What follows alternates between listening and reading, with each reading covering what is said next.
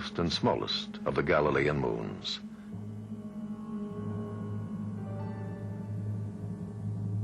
Its bizarre colored surface is an ever-changing pattern of the vivid reds and yellows of frozen sulfur.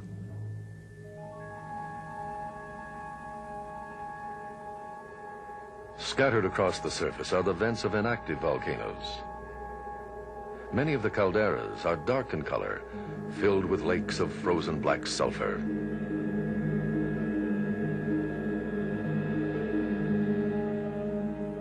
In the distance is an active volcano. It erupts, spewing hot sulfur and gas 200 miles above the surface and falling back in a plume that spreads over a distance of 600 miles.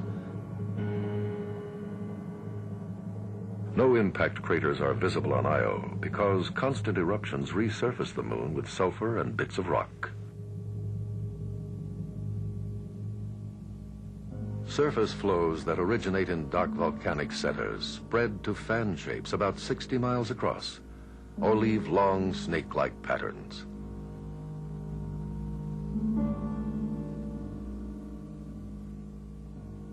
In the polar region are mountains several miles in height and regions that appear to be made of stacked layers of material.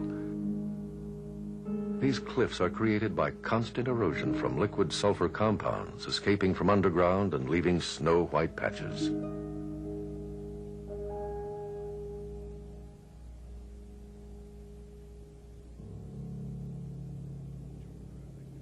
Jupiter has a huge magnetic field.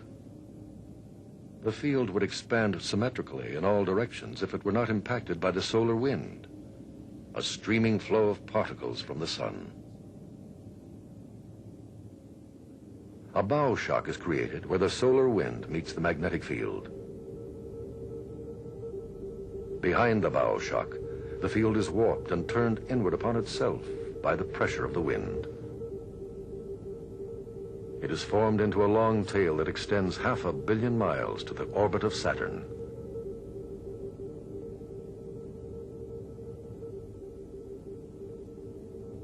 As Io moves in its orbit around Jupiter, it creates a unique relationship with the planet's magnetic field. In this polar view, Jupiter, spinning on its axis every 10.5 hours, drags its magnetic field and trapped radiation with it. But Io's orbit is slower, 43 hours. As a result, clouds of trapped radiation in the magnetic field sweep past Io and strip away 1 ton of sulfur and oxygen atoms each second into space. These atoms form a torus, a huge ring of electrically charged particles trapped by the magnetic field. An electrical current of 3 million amperes flows along magnetic field lines linking moon and planet. Torus material flattens the magnetic field and flows away from Jupiter to create the current sheet, a thin sheet of charged particles which distorts the field near the magnetic equator.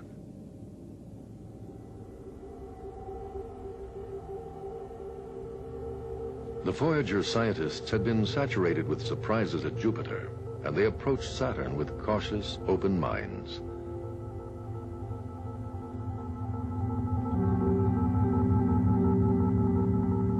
In this computer-generated film, Voyager is shown as it arrives at Saturn after a journey from Earth of 4 years and 1 billion miles. The planet's rings are targeted for special study. They present the first of many surprises.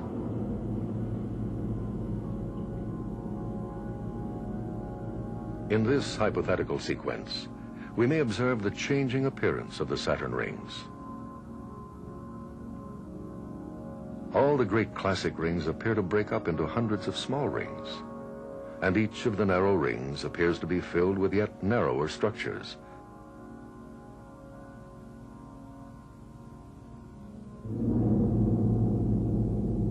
Voyager 2's flight path allows scientists to make a unique study of the rings. A light-sensing instrument is pointed through the rings at the star Delta Scorpii, more than 587 light-years away. The amount of starlight passing through the rings is measured. The experiment finds that what appears to be hundreds of rings are waves in a sheet of icy particles with only a few gaps.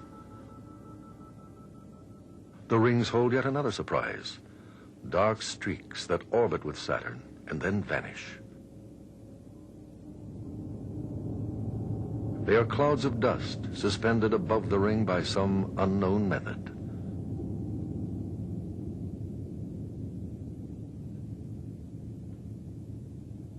Attention is shifted from the rings toward the known moons of Saturn. Mimas is the innermost of the larger Saturn moons, with an enormous crater, 80 miles wide and 6 miles deep. Mimas is thought to be frozen solid. Tethys, a moon scarred by a crater large enough to hold Mimas, and an ancient chasm more than 1,500 miles long. Dione, a moon with bright radiating patterns on one hemisphere and an underlying presence of craters. Rhea shows an icy face to the cameras. Bright streaks are probably fresh ice ejected from beneath its crust. Enceladus, an extremely bright moon that reflects more than 90% of the sunlight that falls on great plains of ice. A closer photograph reveals that it may be a recently active moon with internal heat that melted the surface. Iapetus, the outermost of the larger moons. The dark side contrasts sharply with a lighter trailing hemisphere, an oddity for which there is no present explanation.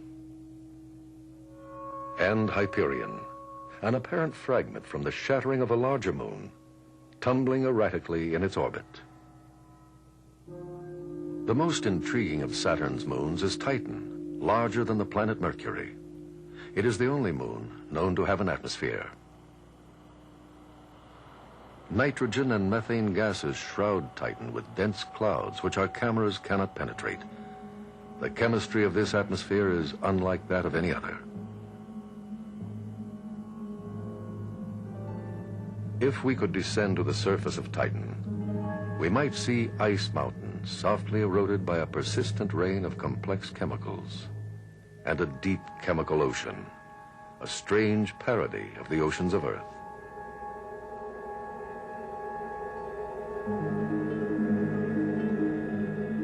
Titan's atmosphere, like the ancient atmosphere of Earth, contains pre-life chemicals, but is too cold for life to evolve.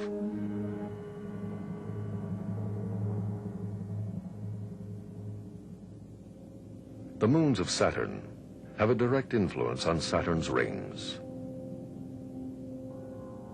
A natural tendency of ring material is to spread both toward and away from the planet. But the moons, in a complex interplay of gravitational forces, shape the rings and define their structure.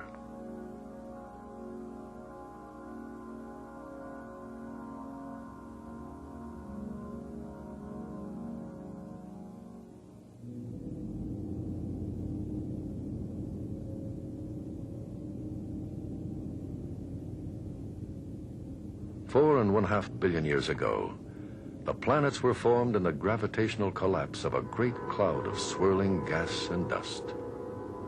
In that collapse, the gravitational energy of this gas and dust falling inward heated the planets as they formed. Jupiter and Saturn have not yet cooled off.